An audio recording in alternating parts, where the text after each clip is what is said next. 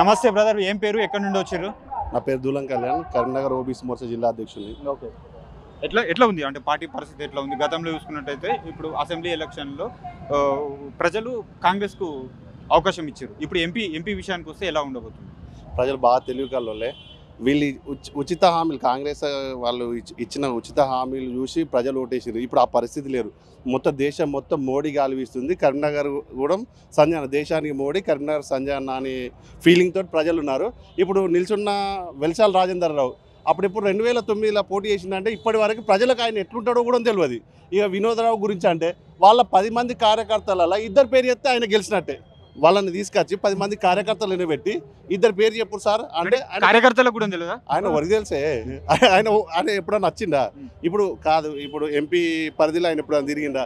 ఏది ఆ పార్టీ మీటింగ్లో తప్ప మరి ఏం చేసిండ్రు మరి సంజయ్ అన్న కూడా తెలుసుకోవడానికి కూడా తిరగలేదు.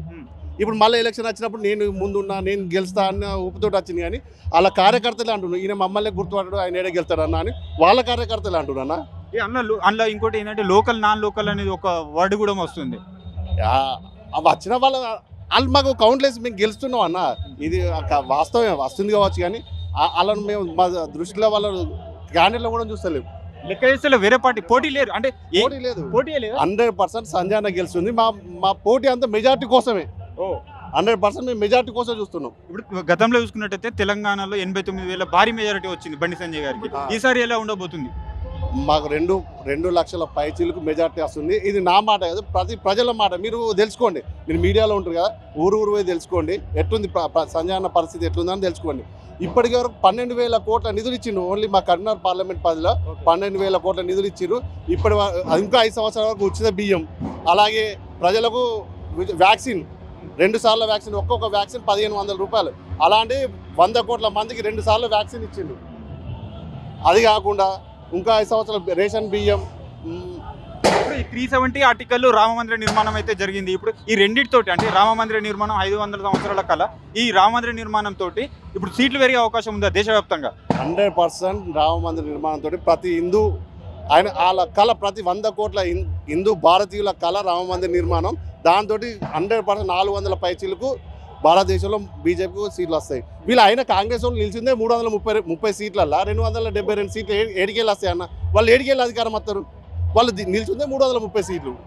కానీ కాంగ్రెస్ గవర్నమెంట్ వస్తుంది, రేవంత్ రెడ్డి ఏమని అంటుండు, అక్కడ నిజామాబాద్లో జీవన్ రెడ్డిని కేంద్ర మంత్రిని చేస్తా అంటుండు, ఇక్కడ మన దానం నాగేందర్ను సికింద్రాబాద్ నుండి కేంద్ర మంత్రి పదవి చేస్తాను అంటుండు. అది సాధ్యమేనా? అవన్నీ ఉద్దరముచ్చట్లు. రేవంత్ రెడ్డి ఆయన ఉద్దరముచ్చట్లు ఉంటాయి, ఆయన మాటలు తప్ప చేతులు ఉంటాయి. ఇప్పుడు చెప్పిన 6 గ్యారెంటీలు ఏమైనా చేసిండా? అది డిసెంబర్ 9 నాడు రుణమాఫీ చేస్తా అన్నాడు. ఇప్పుడు రుణమాఫీ చేసిండా? అది లేదు. ఏది మహిళల వృద్ధులకు 4,000 పింఛన్ ఇస్తా అన్నాడు, ఇచ్చిండా? అది లేదు. ఇప్పుడు ఆగస్టు 15కు రుణమాఫీ చేస్తా అంటారు. అదంతా ఇప్పుడు ఎలక్షన్ స్టాంట్ అన్న, అది ఎలక్షన్ స్టాంట్ కూడా తప్ప అది రుణమాఫీ చేయడం ఏం చేయడు. ఈ సెప్టెంబర్ 17 కూడా షుగర్ ఫ్యాక్టరీ తెరిపిస్తా అంటారు నిజామాబాద్లో. అదేం లేదు, మేము పసు బోర్డు ఇస్తా అన్నాం నిజామాబాద్లో, ఇచ్చినాం. ఆ షుగర్ ఫ్యాక్టరీ కూడా మేము తెరిపిస్తాం, 100% తెరిపిస్తాం. రామగుండంలో కూడా ఎరువుల ఫ్యాక్టరీ తెరిపించినాం. మూతపడిన వాళ్ళే కాంగ్రెస్ వాళ్ళే కదా, మూతపడ కొట్టిందే కాంగ్రెస్ వాళ్ళు. కాంగ్రెస్ వాళ్ళు మూతపడ కొట్టింది. రామగుండంలో కూడా ఎరువుల ఫ్యాక్టరీ తెరిపించినాం, షుగర్ ఫ్యాక్టరీ కూడా మేమే తెరిపిస్తాం 100%. అంటే ఇప్పుడు ఈ కేంద్ర పథకాలు ఏవైతే ఉన్నాయో ఇప్పుడు ప్రజలలోకి వెళ్ళినాయా? పోయినా అన్న, మున్పట్లా లేదు. ప్రజలు బాగా తెలివికి వచ్చిర్రు. ఇప్పుడు 100% సంజయ్ అన్నకు భారీ మెజార్టీ ఇవ్వడానికి సిద్ధంగా ఉన్నారు ప్రజలు. కానీ అంటే బీఆర్ఎస్ మరియు కాంగ్రెస్ ఈ రెండు ప్రధానంగా ఏం చెప్తున్నాయితే రాముని ఫోటో పెట్టుకొని ఓట్లు అడిగేందుకు బీజేపీ ఎందుకు వెళ్తుంది అని అంటారు. మీరు అనుకోరి, మిమ్మల్ని అద్దన్నా, మీరు రాముడి ఫోటో కాదు, కృష్ణుడి ఫోటో, శివుడి ఫోటో కూడా పెట్టుకు అడగండి. మీకు దమ్ము లేక కదా, మీరు ఒకవేళ ఆ ఫోటోలు పెడితే మీకు ముస్లిం ఓట్లు దూరం అవుతాయని భయంతో మీరు రాముడి పేరు చెప్పడానికి కూడా భయపడుతున్నారు. ఓకే, అంటే ఇప్పుడు మైనార్టీల విషయంలో ఇప్పుడు ఈ త్రిపుల్ తలాక్ కావచ్చు, అంటే ముస్లిం మహిళలు బీజేపీని ఆదరించే అవకాశాలు ఉన్నాయా? 100% ముస్లిం మహిళలు ఆదరిస్తారు, ముస్లిం యువకులు కూడా ఆదరిస్తారు. ఎందుకంటే ఉచిత బియ్యం ఒక హిందువులకే వేయలేదు, వాళ్ళకు కూడా ఇచ్చినాం. హిందువులకే వ్యాక్సిన్ వేయలేదు, ముస్లింలకు కూడా వ్యాక్సిన్ వేసినాం. అందుకొరకే ప్రతి ఒక్కరు మోడీ కోసం కష్టపడతారు, ముస్లిమ్స్ కూడా ఓటేస్తారు. హైదరాబాద్లో ఎలా ఉంది? ఎంఐఎం కంచుకోట హైదరాబాద్. ఎంఐఎం వాళ్ళు ఇన్ని రోజులు 5 లక్షల ఓట్లు తీసేసారు, మొన్న చూసిరు కావచ్చు. ఆ 5 లక్షల బోగస్ ఓట్లతోటి ఇంతవరకు గెలిచిరు వాళ్ళు.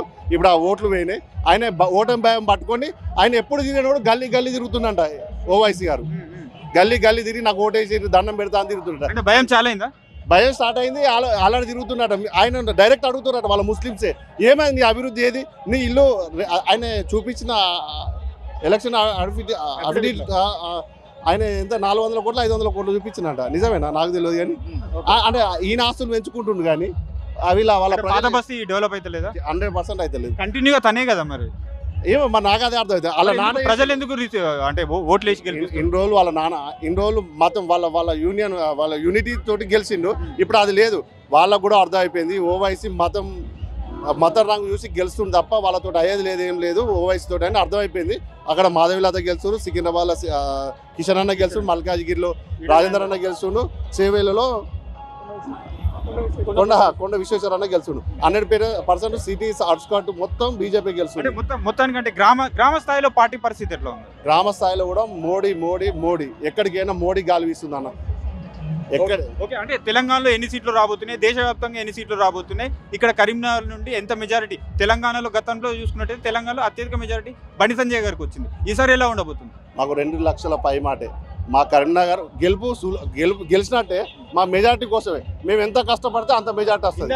అసలు పోటీ లేదంటారు. వాళ్ళకి పోటీ లేదు. మా గెలుపు ఆల్రెడీ గెలిచినట్టే. మేము మెజారిటీ కోసం మేము కష్టపడేది. మేము మెజారిటీ కోసమే. టోటల్గా తెలంగాణలో దేశవ్యాప్తంగా ఎన్ని సీట్లు రాబోతున్నాయి? దేశవ్యాప్తంగా 400 సీట్లు వస్తున్నాయి. దాంట్లో 3 సీట్లు భారీ మెజారిటీ మా కరీంనగర్ ఉండబోతుంది. Okay thank you brother.